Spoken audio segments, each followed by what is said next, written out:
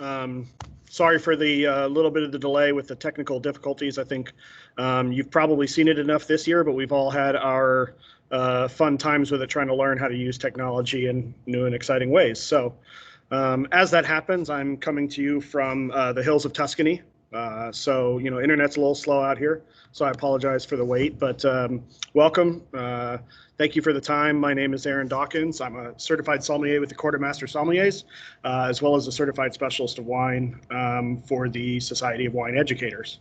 What we wanted to get everybody here together today was just to do a little bit of kind of baseline education to give everybody just a little bit more comfort and understanding when presenting wines to your table. So first of all, can everyone hear me okay? Maybe give me a thumbs up or something. Word. Awesome. Well, thank you for your time again. As we talk about wine, not only is it important to just have an understanding of how well it goes with food, and especially what wines are on your menu, it's really important, as part of your job, is to have an understanding and a good grasp on the wines that are on your wine list, because that's how you increase your yearly salary, right? The more wine you sell to your tables, the more bottles you put on your tables, the higher your tips are and the more money you take home. So we want every single table to have wine on it. There's no reason not to. In fact, they should all have a couple bottles. So as we go through, I'm going to do a quick, call it Wine 101, little information session. If you don't really know a ton about how wine is made or some of the major regions of the world, then we're going to cover a little bit of your by the glass selections and specifically select some items from your menu that makes sense with those items. So you have a little bit of an arsenal to go to your table with. So bear with me for 1 second. I'm going to bring you to a PowerPoint here. Can everybody see that okay? All right, so Wine 101, a very simple introduction to wine. In its simplest matter, wine is fermented grape juice, usually from grapes. It can be made from blueberries, blackberries. Obviously, we understand that being in the part of the country that we're in. But most importantly, it's the process of fermentation. So it is sugar plus yeast, yields alcohol plus CO2 plus heat. I assume most everybody in this room has probably been to a whiskey distillery of some point, so you understand when you walk into those fermentation rooms how warm it is in there. But most importantly, why grapes? Grapes have the highest sugar and water content. So wine's been made now for well over 7,000 years. And it is the easiest of those things to make, and it has the best sugar and water content in order to make the most good tasting wine. So I know this is an eye chart, but it does explain a little bit of the process that's going through there. So when we start with harvest, once the grapes are perfectly ripe, their sugar content is higher. It increases their the potential for alcohol in the end, but their acid is starting to decrease. So the trick is to harvest it at just the right time when the sugar and the acid levels are balanced just right. After that, it goes to crushing and destemming, which is the same for both red and white wines. Really what changes is next. So in white wines, the pressing happens and the juice is pressed off the skins. The skins and the seeds and the stems are all separated away. Then the wine is fermented with just the juice only, nothing else in it. Then it goes to aging and maturation and bottling.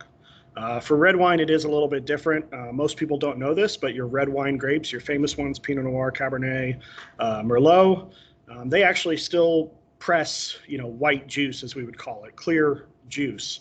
And all of the color, all of the texture, all of the flavor comes from the skins, the seeds, and the stems.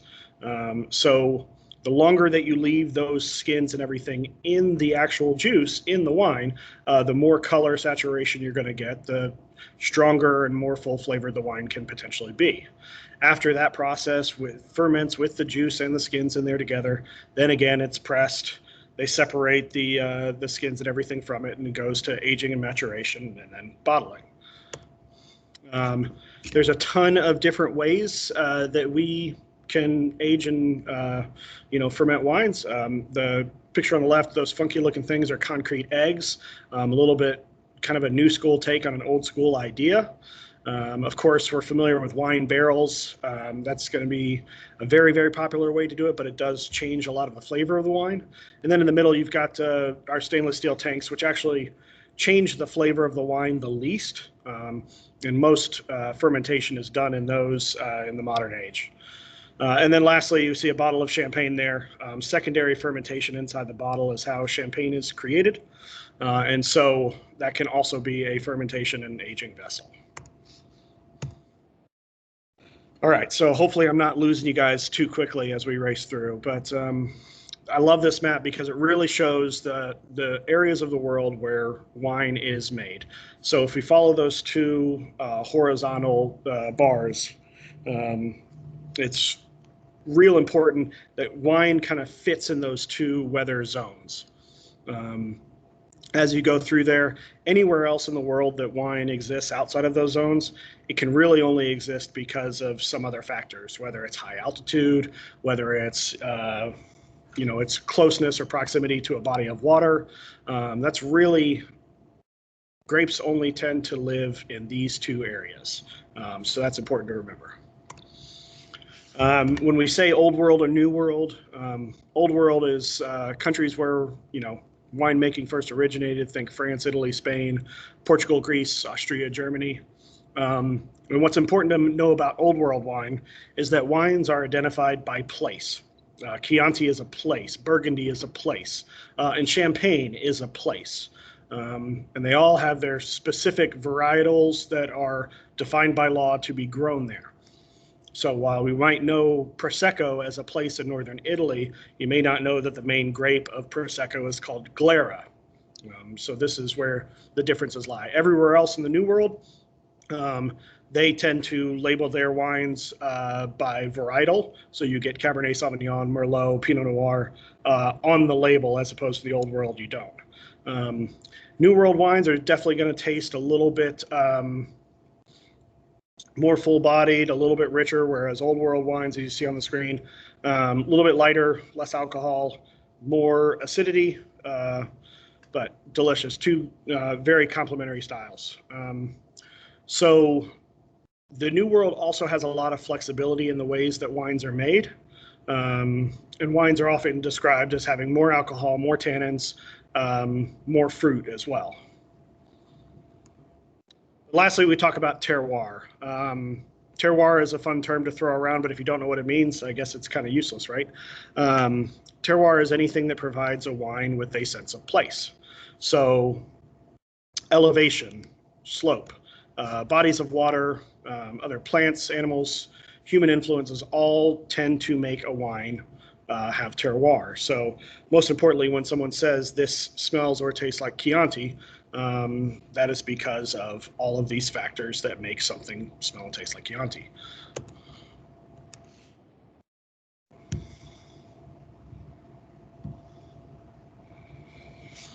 Okay, so an example of terroir, this is a very steep hillside along the Mosel River in Germany. This is where they grow Riesling. It's very, very steep, very rocky soil, but a great example of terroir because these wines are super mineral-driven, high-acid wines that only grow in this place because of using the river as a way to warm the climate in what would traditionally be too cold of an area to ripen wine grapes. All right, so I'll come back. Hold on 1 second. Any questions at this point?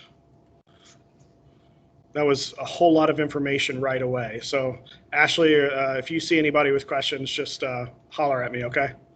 But we got lots to go through, so I will press on for sure. But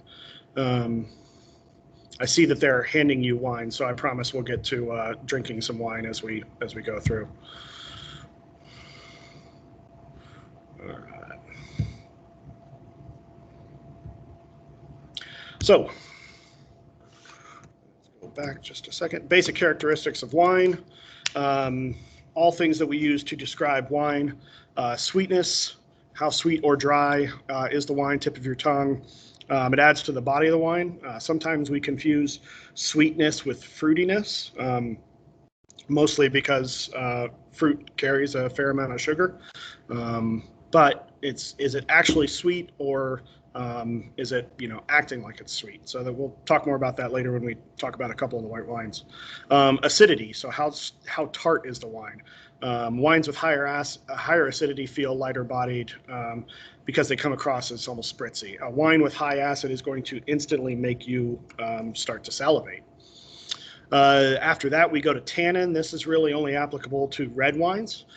How astringent or bitter is the wine? That sense when you kind of feel it in the back of your throat, really drying you out, kind of giving you like that very dry, very full-bodied feeling. It comes from skin and seeds in the wine grapes, but can also be enhanced or added with the use of oak aging.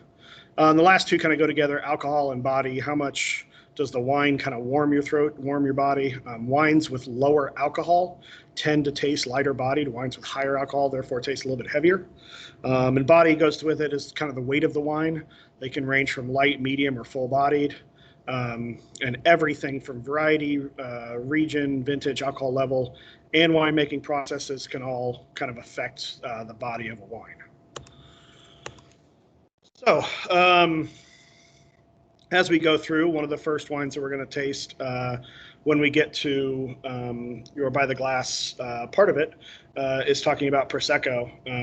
This is a picture of La Marca Prosecco, but you guys pour the Benvolio Prosecco by the glass. Prosecco is the name of the region. It's located in Veneto, Italy. The grape is called Glera. The one difference from this, when calling it this versus Champagne, this is what's called the Charmat method, or the tank method. Instead of doing that secondary fermentation to get carbon dioxide or bubbles in the bottle, instead of doing that in the bottle, they're actually doing it in a pressurized stainless steel tank. What that means is that it can be made a lot quicker. It can also be made for a lot less money. You can imagine in Champagne, when you have to lay your wine down for a year to 2 years in your cellar to naturally produce carbon dioxide, that's a very expensive task. Whereas when you make it in the tank method, you can do it pretty quickly without having to wait as long. So the tank method can be made very quickly. So after that, we talk about one of the more versatile white wine grapes, and that's Riesling. We'll taste that later when we get to the Schmidt-Sona Riesling. But it's a range of styles from dry to sweet. Obviously, most of the ones we see are sweet, but it depends on the winemaker and the style. What's nice about it being sweet is that it also has high acid, so it can balance sweetness with the acid. Get a ton of citrus, a lot of stone fruit, floral and herbal elements as well. Great pairings for chicken, salads, turkey. I also love pairing it with spicy foods. You've got a couple items on your menu that I think would make a lot of sense with your Riesling. After that, we've got, we'll talk about the King Estate Pinot Gris when we get to it. Pinot Grigio or Pinot Gris, they're the same grape depending on where they're grown and how they're labeled. So this is kind of right in the middle of the spectrum for white wine. It's a dry wine, even though it shows a lot of fruitiness. It's not actually sweet. Usually medium to high acidity, light to medium body. It's just very middle ground, easy to pair with a lot of different styles of food, and very versatile white wine. After that, we'll talk about some Sauvignon Blanc. This is your highest acid white wine. It is very bright, almost like sharp when you drink it with the acid. It usually comes from a cooler, moderate climate. We're going to do the Whitehaven Sauvignon Blanc from New Zealand, but all Sauvignon Blanc is going to be very high acid, a lot of citrus, usually a lot of grapefruit is a well-known thing for that. And it's another versatile wine. I like it with spicy foods, whether it's Mexican, Vietnamese, Thai, but it's really great with seafood like fish, as well as chicken dishes. And then Chardonnay. Arguably one of the most important wine grapes in the world, certainly the most poured and sold white wine grape on earth. It's a very versatile grape depending on where you grow it and where, what your winemaker wants to do with it. It thrives in more cool climate areas versus warm climate areas, but it can have high acid, really nice green fruit, so think like your tart Granny Smith apple, but also pear. It can have citrus, it can have some vegetal notes. But then if you grow it in a warm climate, think like California, more tropical fruits can show up: banana, pineapple, peach, and mango. But it's completely up to the winemaker how they want it to taste. Fermentation choices and oak really change what kind of style of Chardonnay that you get to show. And so it's important to know, especially nowadays, people talk unoaked or oaked Chardonnay. They're really two different kinds of styles of wine, so it's important to know. But as we talk about this is the Sonoma-Cutrer that we'll be tasting later. I love this with chicken dishes, something with like a cream sauce, a little bit heartier food. And you've got a few options on your menu for that. And moving into red wines, we'll go kind of like lighter bodied to fuller bodied. Pinot Noir, the ancestral grape of Burgundy in France, is on your lighter end of the spectrum. You should be able to see through your glass of Pinot Noir because it's very, very light-bodied, very light-skinned grape, so it doesn't take on a whole lot of color and texture and depth. It's meant to be light, bright, and fruity. So in a cool to moderate climate, Pinot Noir really does not grow well in hot areas. So you think kind of traditionally in central France and even getting into northern France and Germany, or coastal areas, specifically the coast of California, as well as the Willamette Valley as we get further north in Oregon. All grow really, really great Pinot Noir. The one on your wine list that we'll taste today is Diora. That's from Monterey Bay, California. So very close to the ocean, keeps the climate cool.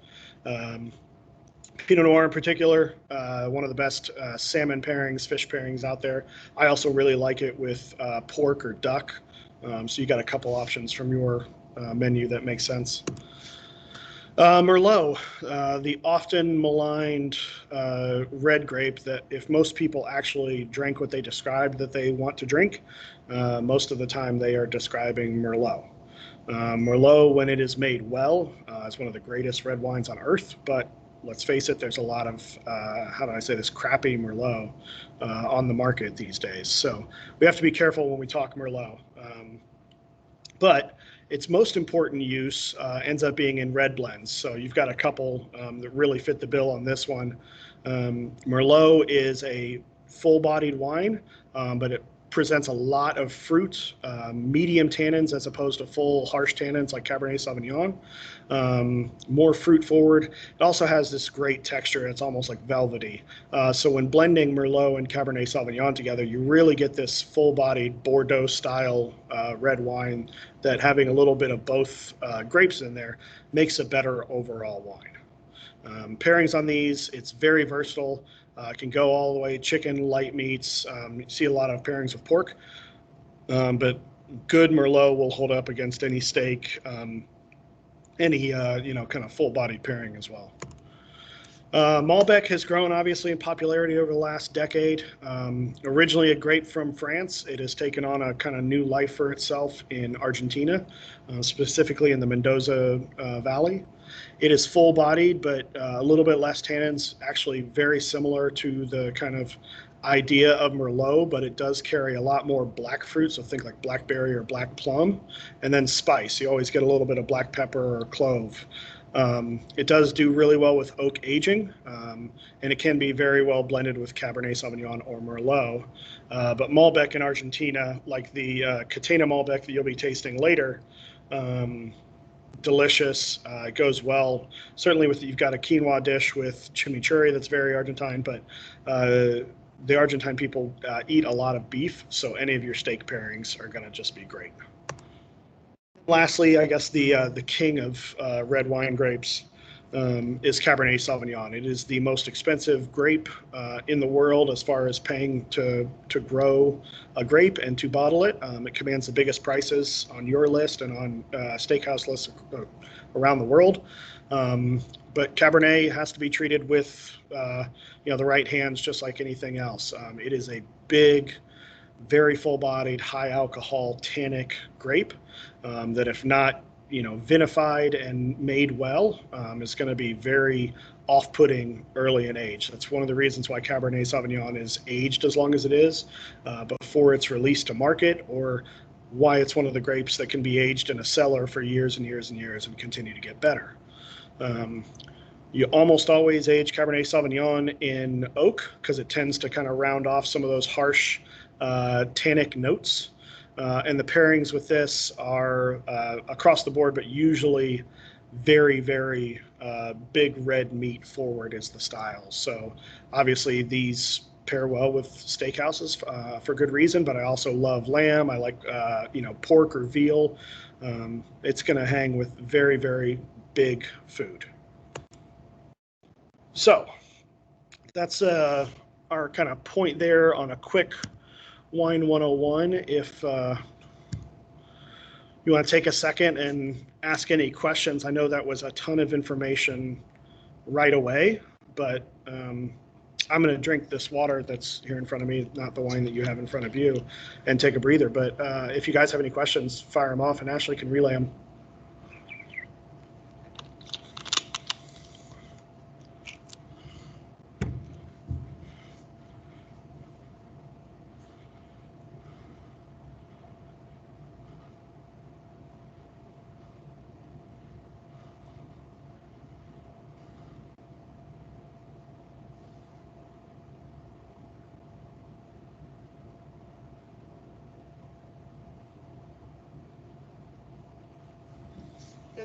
They wanted you to explain of the grapes blending together well. She was asking about. Oh, so about like typical blends and things like that? So they blend the grapes together to balance out the wine. Yeah, so they blend the grapes together to balance the wine out. So if for some reason they would take a grape that has that taste, blend it with other grapes to give it that balance. So that if they're looking for like a certain dark fruit and a touch of scent. That makes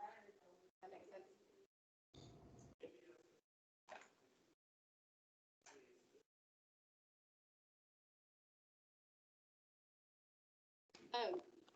They want you to explain the percentages of the varietals and being able to be called that particular varietal. Yeah, so that's actually a really good segue. Specifically for the United States, we joke about it, but it's a little bit of the Wild West as far as what you can do with grapes being blended together and labeled a certain way. When we think about old world wines, very famous red blends, particularly like Bordeaux or maybe like Châteauneuf-du-Pape in the Southern Rhone. Bordeaux is the region in southwest France that makes some of the greatest red wines in the world. That age for decades and cost $1,500 a bottle new. Really, really incredible wines, but they're always blends. So Cabernet Sauvignon, Merlot, Cabernet Franc, and Malbec tend to be the ones that are grown together, in the vineyards. And then usually what they'll do is, depending on each vintage, there's weather and climate differences every single vintage that you have to contend with. So to make the best wine every year, in one year the Cabernet Sauvignon might do a little bit better, and the next year the Merlot might do a little bit better. So to make the best wine possible, you work with what you've got, and you've kind of got all these little ingredients to make your blend. But in the United States, we had to set some laws to make sure that everything that we were labeling was shown to the customer in the right way. In Bordeaux, there's very, very strict laws on what can be added to the wine and what blends can be in there. But in the United States, it was a little bit more of a free-for-all. So when we created our system called the American Viticultural Areas, or AVAs, one of the rules that went in there is for the entire United States, and this tends to be the same across the world. In order to label a wine by a varietal, so to say Cabernet Sauvignon on the front label, it has to be a minimum of 75% of that grape. Now, certain regions have more strict rules. Willamette Valley, Oregon didn't think that was enough. So for them, it has to be 85% of the lead grape in order to carry that grape on the label. Now, when you order really good Napa Valley Cabernet Sauvignon, a lot of them still blend in small amounts of other grapes, like Merlot, Cabernet Franc, or Petit Verdot. Some even blend in a little bit of Malbec, and that is all completely legal, but as long as it's 75% or above, you might only see the word Cabernet Sauvignon on the front label. But when they start to blend, these grapes are usually grown separately in the fields. They're usually brought into tanks and fermented separately, like all the Merlot together, all the Cab together. And then at the end, when the winemaker goes to blending, they take all of the, puzzle pieces that they have, and they sit down and they start to blend, 10% of this, 15% of that, and see how it's going. It's a very in-depth, complicated process that takes a lot of feel and trust, but also, really good winemakers have an idea of their blend from the start of harvest, and then hope that everything just goes the way that they planned. Did that cover the question, I hope? Maybe good? Yep. Awesome. So any other questions before we talk about some of the wines that are in front of you?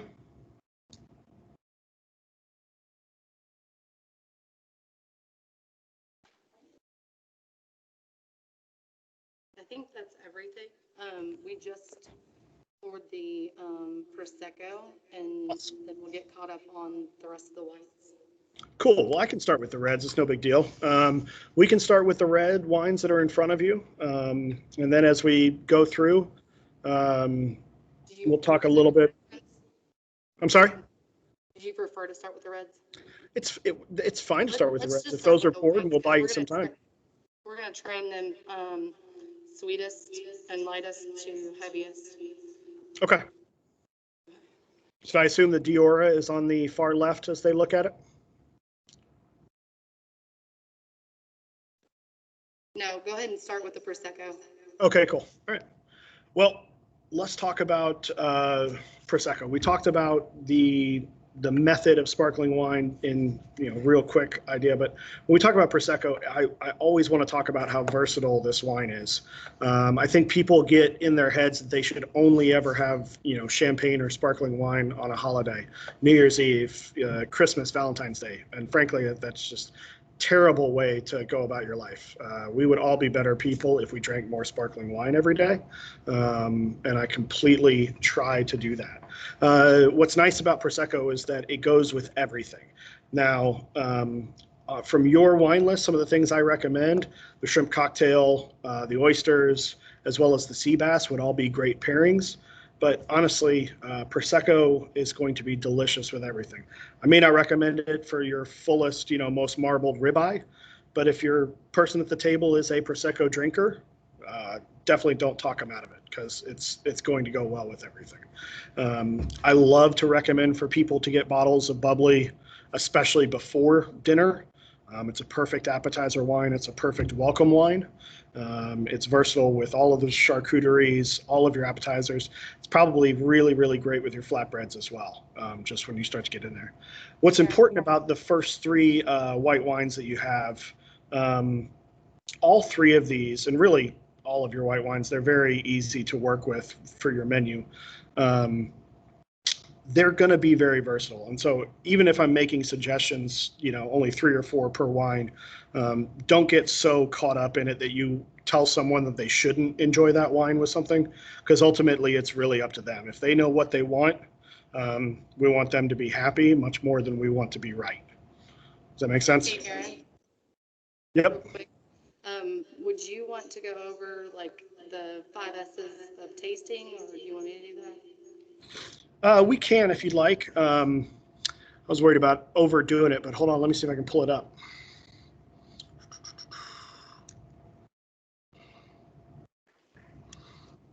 So what Ashley was referencing when she talks about the 5 S's of tasting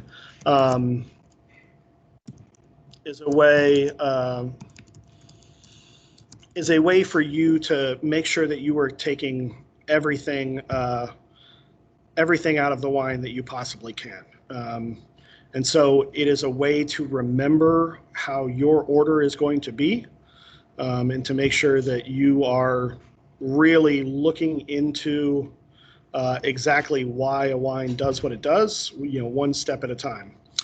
So when we talk about the 5 S's, I'm looking for a nice, clean little infographic for you, but I don't have one, so that's all right.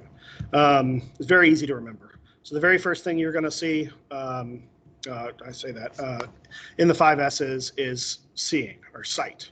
The very first thing you want to do, and it gives you a lot of information about what is happening with the wine, is sight. So when you look at a red wine or a white wine, there are key things to look at. For a red wine, is there staining on the glass? The color, the depth of the intensity, like, can you read through it? If I can read through it, I know it's a light-skinned wine. Similar like, Pinot Noir or Gamay. If it's full-bodied and heavy alcohol, it's going to kind of stain the glass.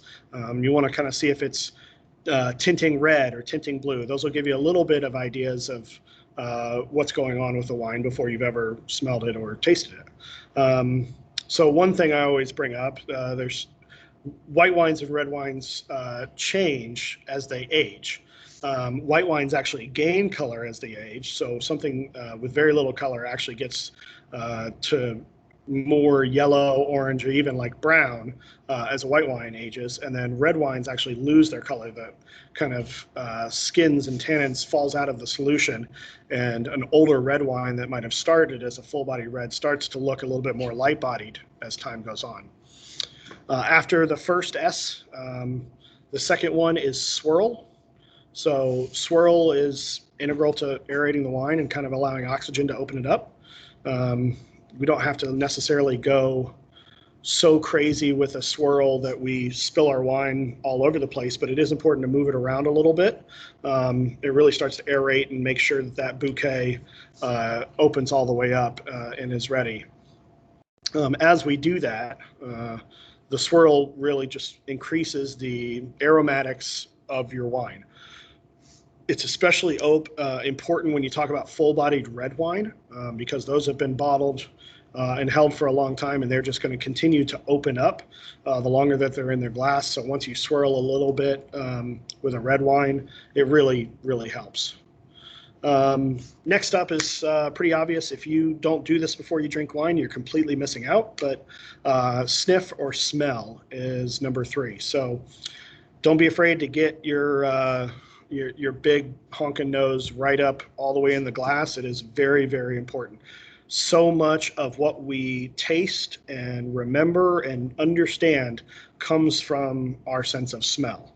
Our sense of smell, our olfactory senses, is the sense most tied to memory, and it's also the one most tied, like I say it ridiculously, but kind of tied to your heart. Something that you know and love, that's familiar to you. The sense is the strongest sense in that fashion. It's even stronger than your taste buds in this fashion. And so much of tasting and all of your taste buds working together is actually involved in your nasal passages, taking in the esters of the wine, the actual smells of it, and processing those at the same time. So it really, really matters that you do it all together. So when you have, first looked and then swirled, you really want to get in there and smell. You can swirl a little bit more, smell again. That's really important to make sure you get all of these kind of fun wine terms about what a wine smells like. But most importantly, you're setting your taste buds up for what they're going to get. And then for number 4, this is when you finally take that drink. So sip is the 4th S. So when you're doing this, after you've done all 3 of your steps beforehand, but this is when you take it all in, pour the wine into your mouth, let it sit, really kind of swish it around everywhere in your mouth, because your taste buds are stronger or weaker in different areas. So moving it around in your mouth, even though it looks absolutely ridiculous when a wine professional does it, it really does help, because it gets your taste buds that live all over your mouth, gets them all involved, and you can taste different components of a wine depending on where in your mouth you're actually touching the wine. So, and then lastly, after you've done all this, you really need to sit and savor for a second. So you want to sit and quietly think about the wine and hold it in your mouth and really just kind of taste it for a while. Wine should leave you with an idea of wanting to drink more. So you should savor it, enjoy it, think about it, think about how the wine pairs with the food that you're having. All of those things go together. But those are the 5 S's. So sight, swirl, smell, sip, and savor. Let's see. So you guys have the Prosecco. Let's take a look at it. So pull it up and take a good look at it. Do the first S, the sight. Obviously, you're going to notice some bubbles in there. When you look at Prosecco versus Champagne, Prosecco actually has quite a bit larger bubbles, and that is because of the tank method versus the secondary fermentation in the bottle of the Champagne method. And that's okay. It's usually a little bit higher acid, a little bit brighter, whereas Champagne's a little bit more kind of toasty and bready because of the different aging methods. So you've got the Benvolio Prosecco in your glass. Like I said, shrimp cocktail, oysters, sea bass, any of those are going to do really well. What do y'all think? Good. We can do this scale. So we start here. Do double thumbs if you love it. Yeah.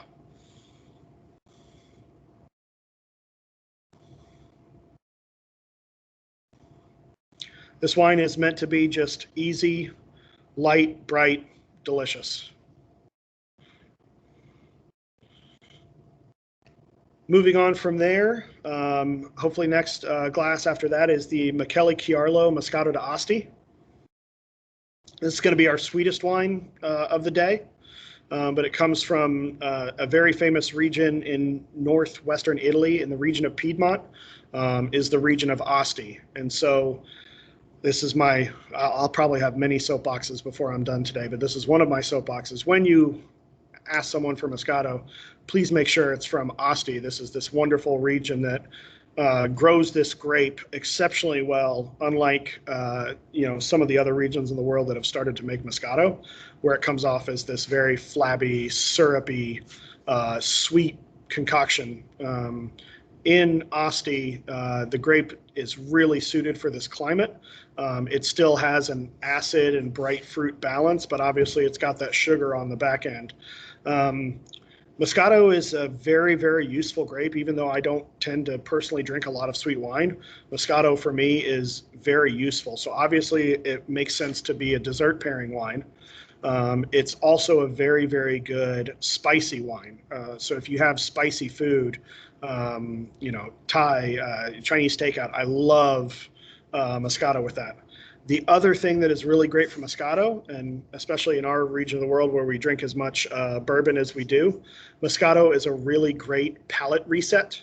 If someone has been enjoying, in your case, the racetrack all day and has been drinking bourbon as fast as it can be poured, but they still need to make it through dinner, like a little 3-ounce pour of Moscato goes a long way because it kind of resets your palate. It's so bright, it's so sharp, and it gets you going and kind of gets you back on track. What do y'all think of this one? I like it. Awesome. Moving on from there, we'll do our other sweet wine now.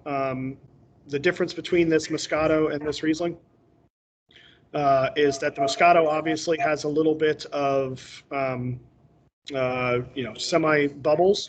That's called frizzante in Italy. And whereas the Riesling is going to be a still wine, no bubbles, no carbonation. So this is the Schmidt-Sonne Riesling from Rheinhessen in Germany. Germany is the greatest place on earth to grow the Riesling grape because they can balance this high acid grape with also the sugar level to make the best balance of wine that they can. So this is still going to be sweet, but should have that high acid front to really balance it out very well. One way to test acid is after you drink this wine, as ridiculous as it sounds, it will look, hold your mouth open after you've swallowed this wine and see how fast you start to salivate. So I know it looks crazy, but just lean forward and hold your mouth open. And if you start to salivate, the faster that you do that is the higher acid the wine. Just a second, Aaron. Yep. Does everyone know where we're at now? Are we on the third one now? Yeah, we're on the third one. The third one is the Riesling and Moscato. The Riesling is the third one. Yep.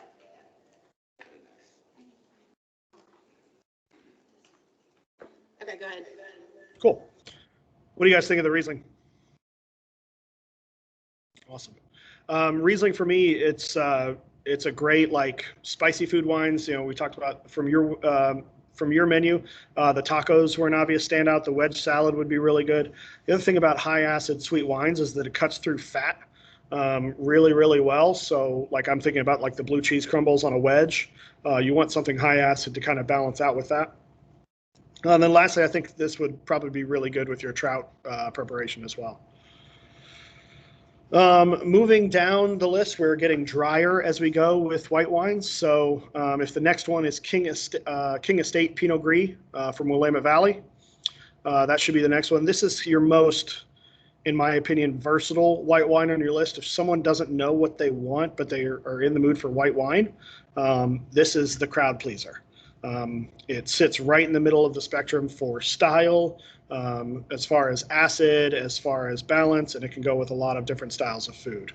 So it's meant to just be like kind of stone fruit or like bright, fresh fruit on the front, not really overdoing body, really kind of light and simple. This is a great pairing with pork because there's enough acid to kind of cut through some of the fat that you're going to get, especially the pork belly. But I also think this would be really good with the margarita flatbread. So hopefully you like it. Awesome. After that, we're going to our most high acid white wine, and that's the Whitehaven Sauvignon Blanc. Take a second with the nose on this one because it is a really big jump from the previous wine. This thing is sharp and spicy, and it's always fun talking about New Zealand Sauvignon Blanc because it's very unique. It has a very specific kind of nose to it. And so when you do this, there should be a couple things that really jump out at you. When I taste this wine, I always get like some almost jalapeno or green bell pepper. It's almost spicy. You get a lot of grapefruit. You get like fresh cut grass, if you know that kind of grassy smell. But when you taste the wine, it is all citrus. So lemon, lime, very high acid, and immediately once you drink this wine, you're thirsty again and need, more water or wine to back it up.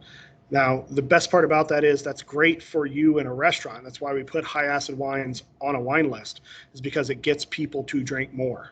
That's what your job is. And so bottles of this on the table, glasses of this in front of people usually end up turning into more glasses and more bottles.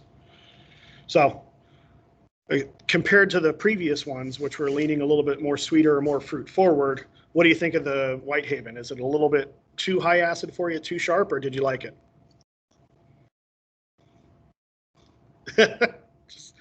Cool.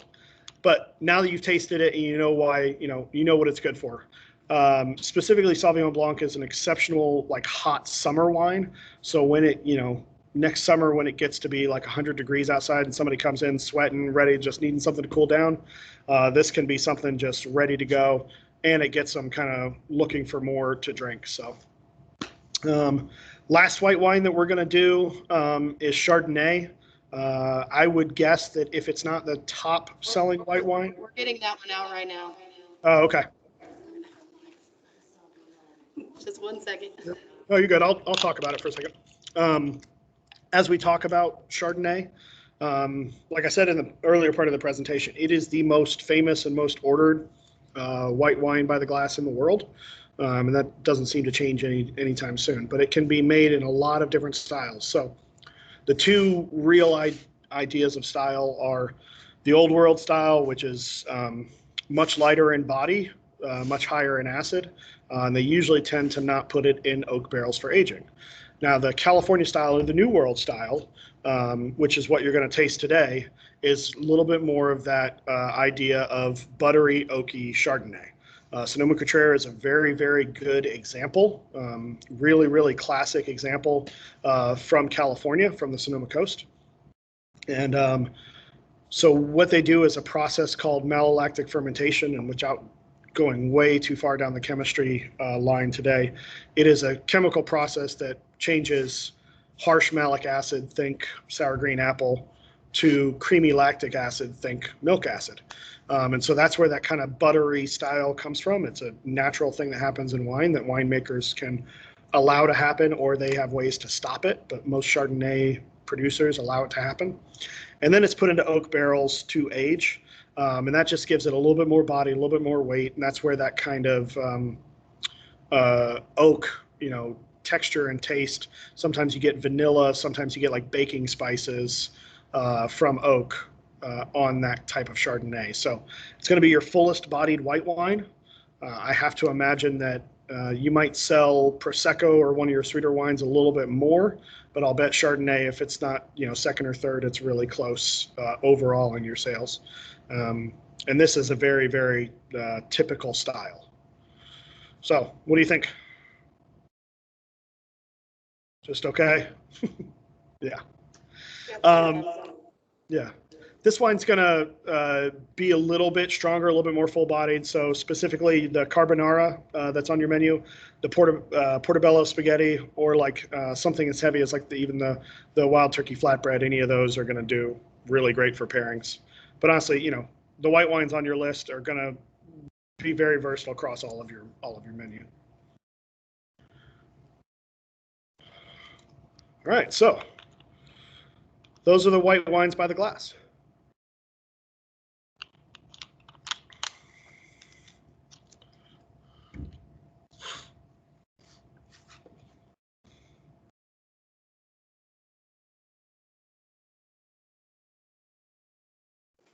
Give me just a second, Aaron. You're good. So another way to like think about like body versus full body is some of you may have been in the original training that we did when you first opened. But the best way to understand mouthfeel is to think about whole milk versus skim milk. So a whole milk is going to be very heavy in your mouth. It's going to coat your tongue. It's going to coat your mouth.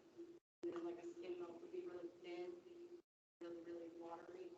It's a good way for you to understand when you talk like light body versus heavy. All right, go ahead. They're ready for their first red. Cool. So we've got probably the Dioro Pinot Noir starting off and then working our way down to the 1,000 Stories, correct? Yes. Awesome.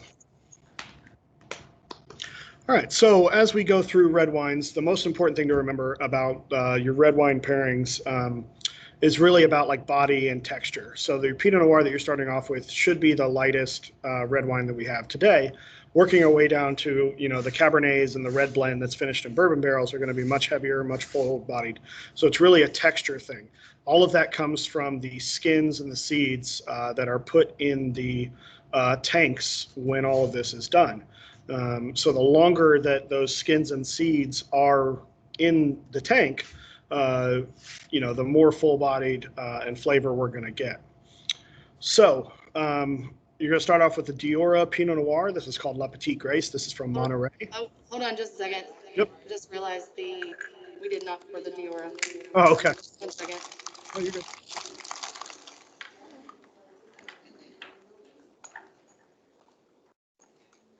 Does anybody have any questions while we're pouring this one? Yes. So just to verify, the first one was the Prosecco, which was the Benvolio Crisp. Yes. And then the second one was Moscato Rivoli. The Yarlow, oh yeah. That's the one. Okay. And then the third one was Riesling Schmidt Somme. Yes. And then the fourth one was Pinot Gris King Estate. Yes. And then the fifth one was Sauvignon Blanc White Haven. Yep. And then the sixth one was Chardonnay Sonoma Spirit.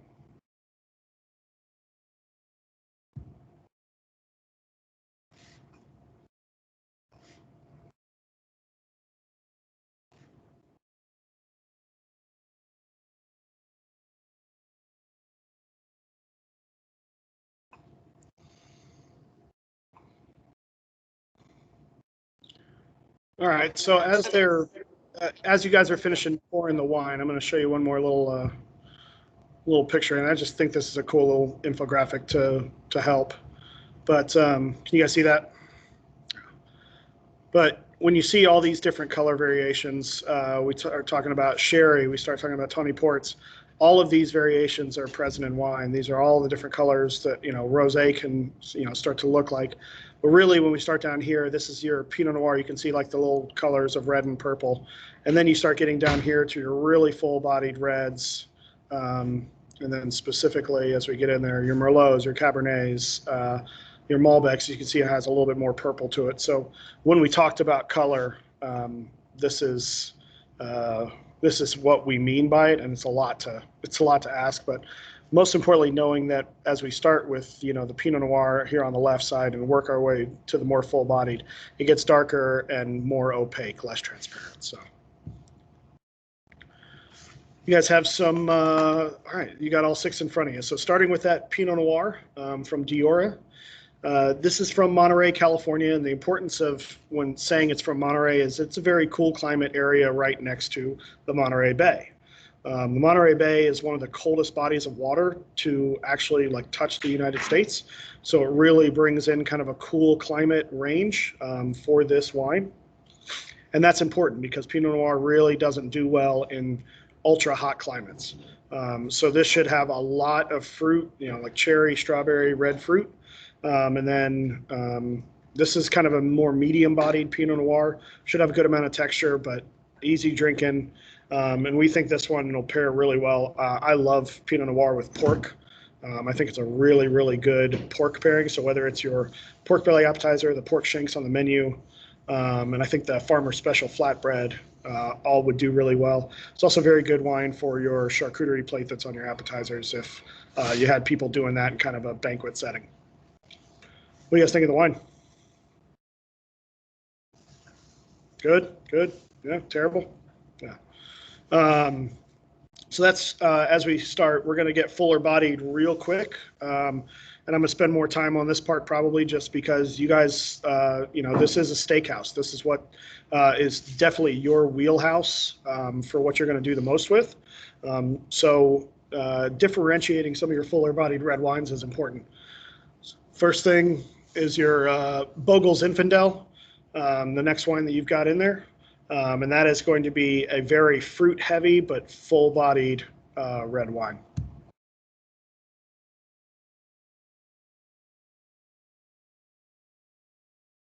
Let's sit around, but I don't think I need to sit here.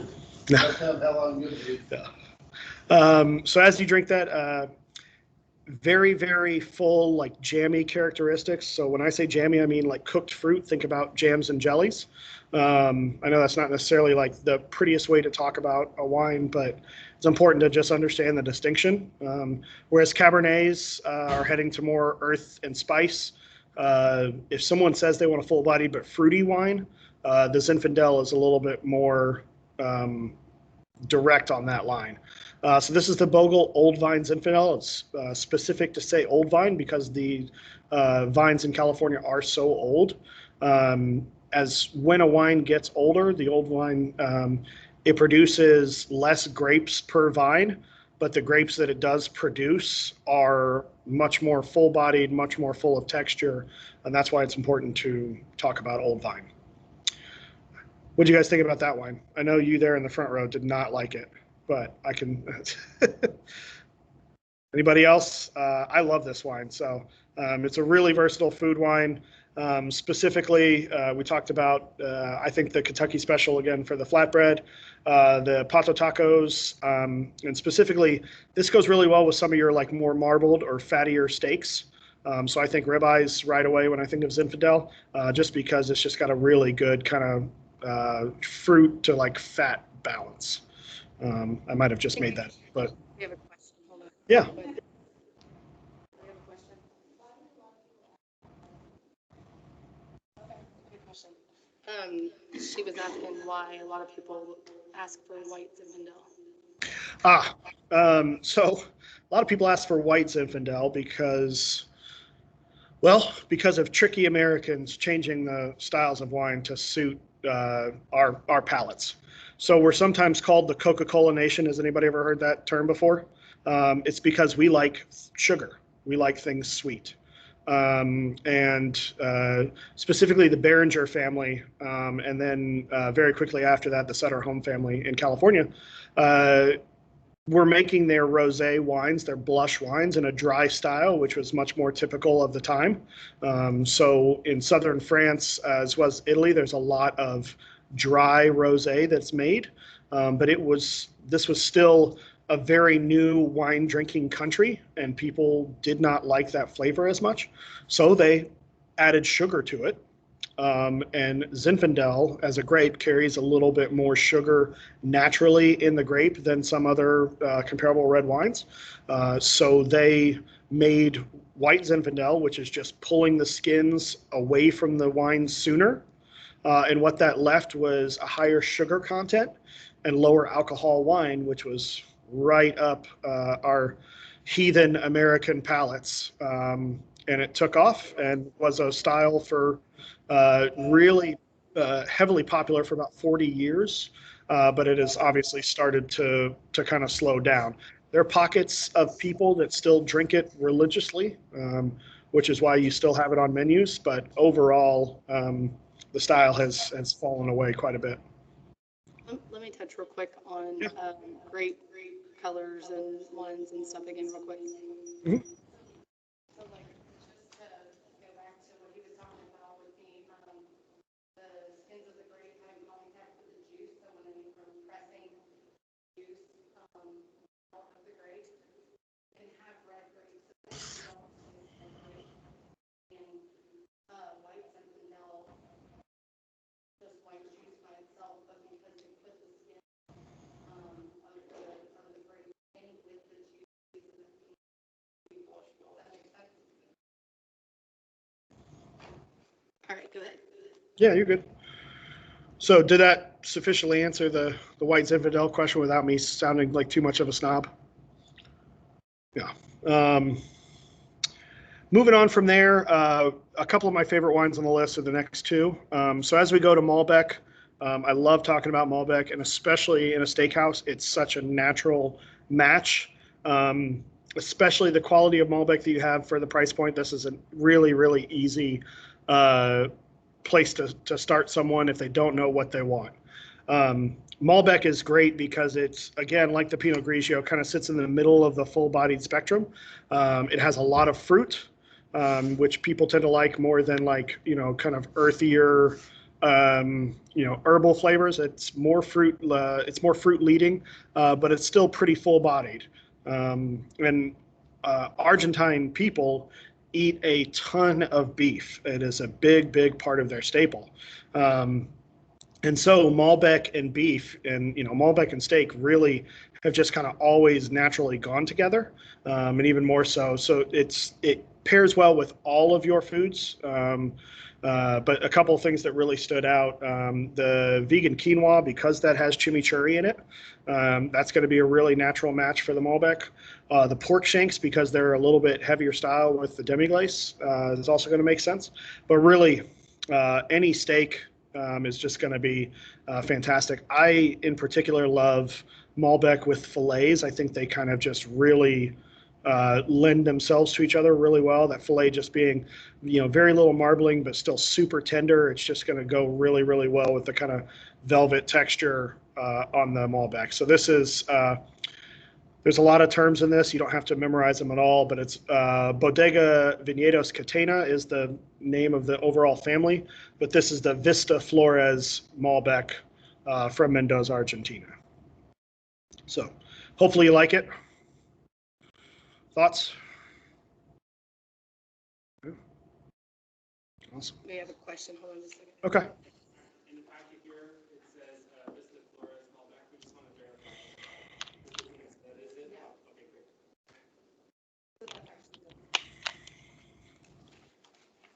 great.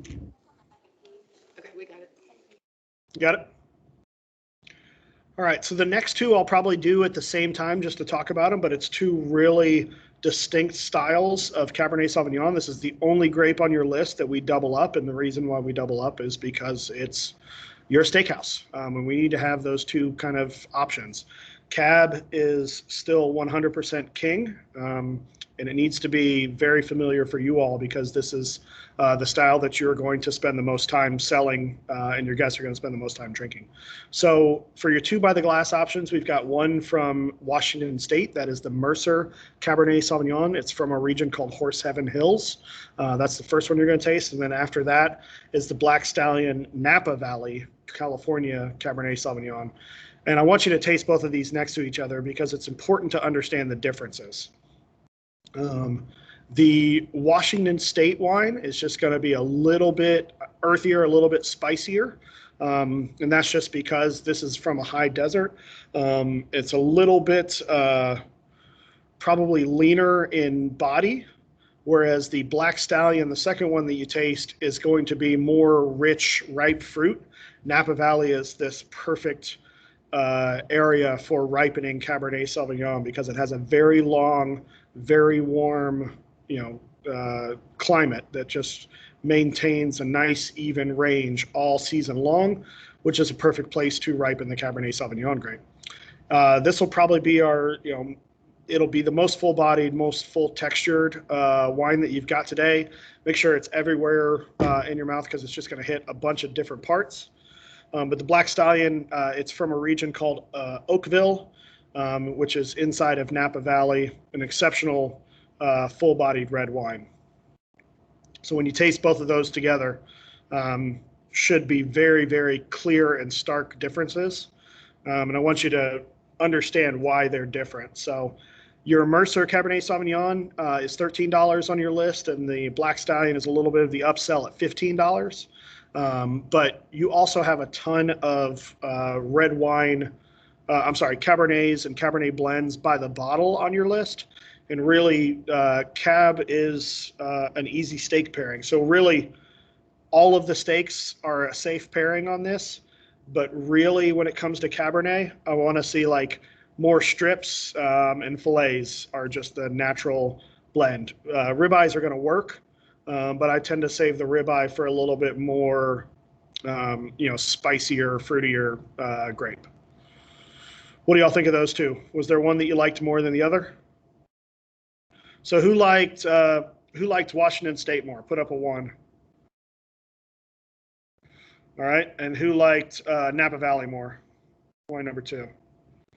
Awesome. So not too split, but Napa Valley is the king of cab for a reason. And it will continue to be such a called thing on steakhouse menus. So I want you to have that understanding. Both of these wines spend a lot of time in barrel and then in bottle before they are released, and that's important to kind of make the wine more drinkable at a younger age.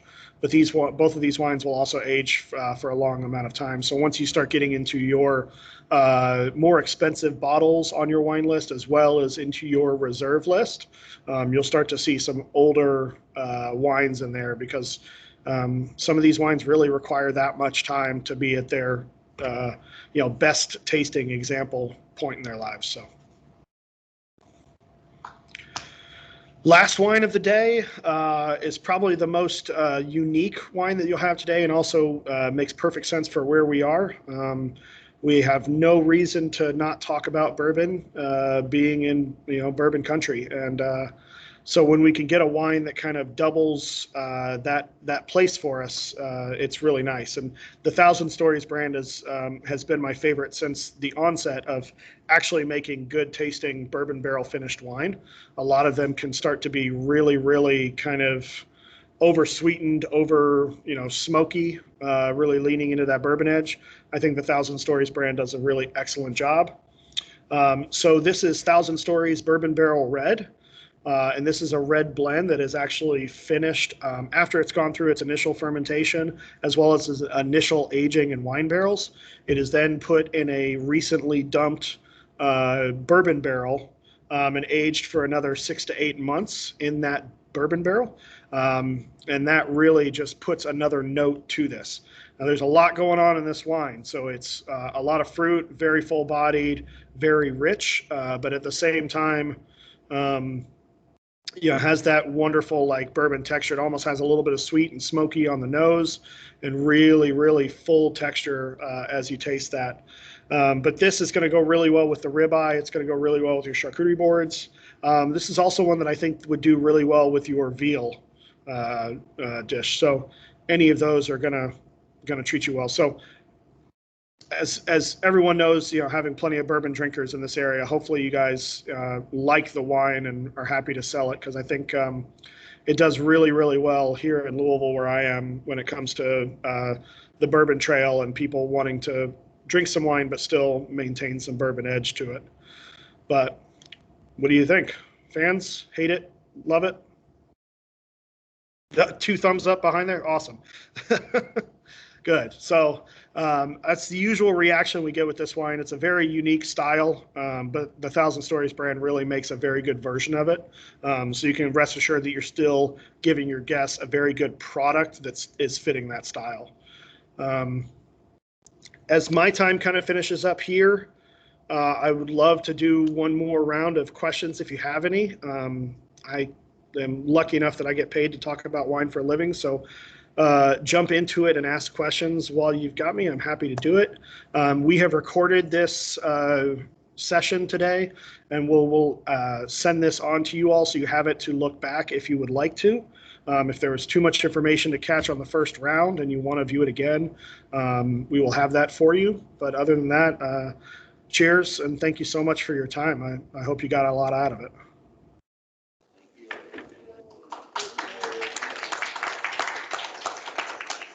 I think think we do have a couple of questions, so just give me 1 second. Yeah, of course.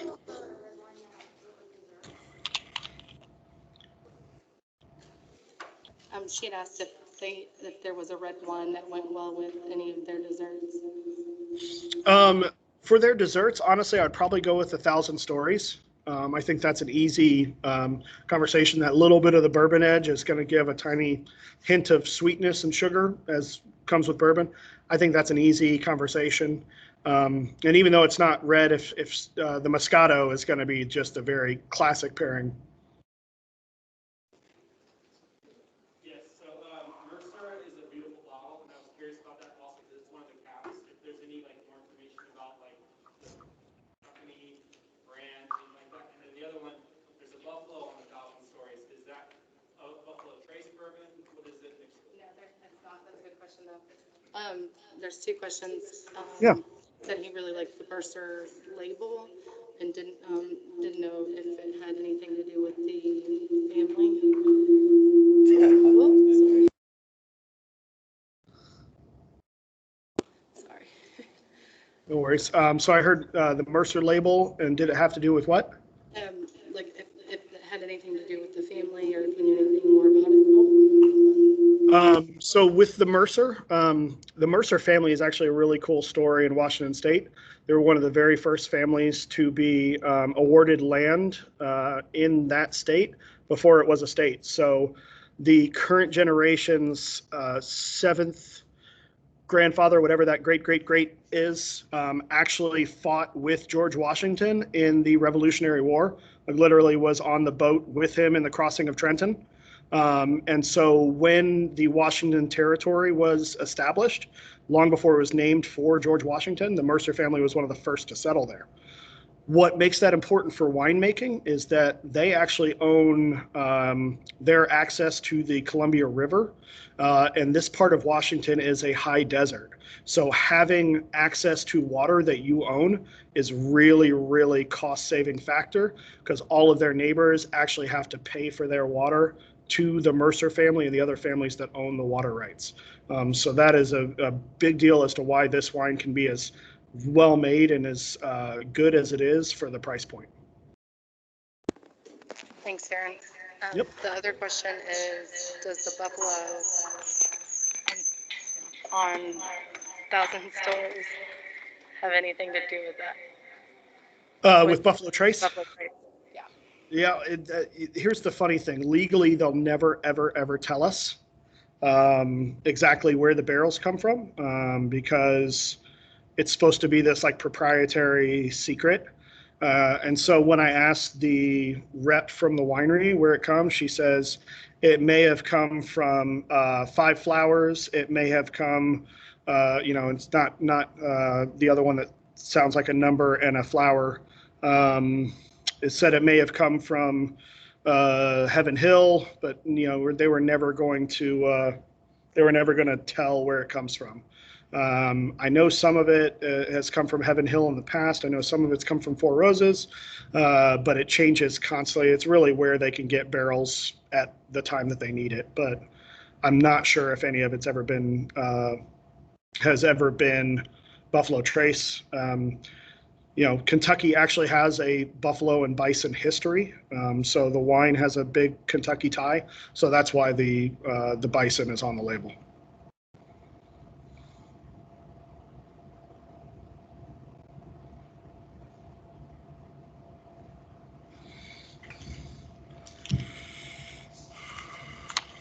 All right, I think that's it. Thank you, Aaron. Thank you all so much. Good luck.